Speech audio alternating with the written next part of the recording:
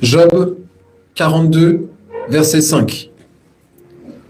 Mon oreille avait entendu parler de toi, mais maintenant mon œil t'a vu. Moi, je ne comprends pas cette phrase-là. Il y a un problème dans la phrase que Job vient de dire.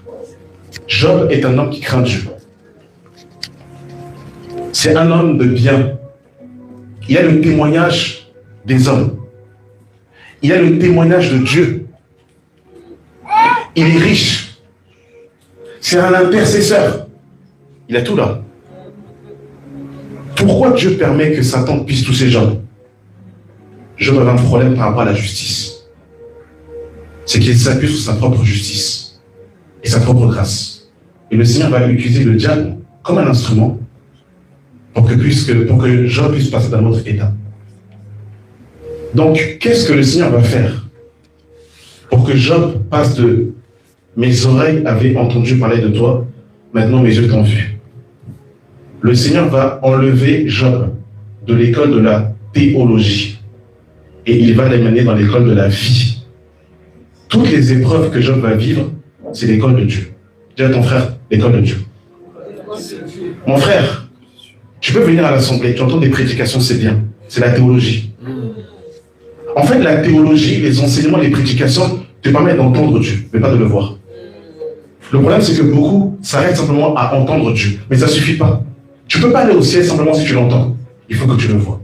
Mais pour le voir, ce n'est pas en allant dans une assemblée. Ce n'est pas en écoutant Jesse. Ce n'est pas en écoutant Loïc, Sébastien, le frère Didier, non. Les prédications vont te permettre d'entendre Dieu. La prédication va être comme un pédagogue et pour te ramener quelque part.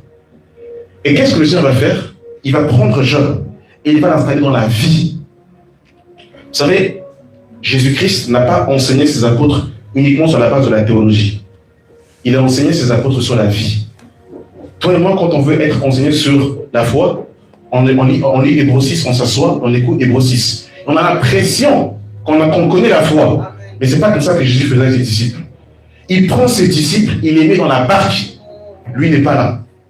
Et il permet que le vent souffle pour que les apôtres expérimentent la foi. Donc, quand on voit les apôtres dans Acte 2, ils n'ont pas simplement entendu la prédication de la foi, ils ont vécu la foi.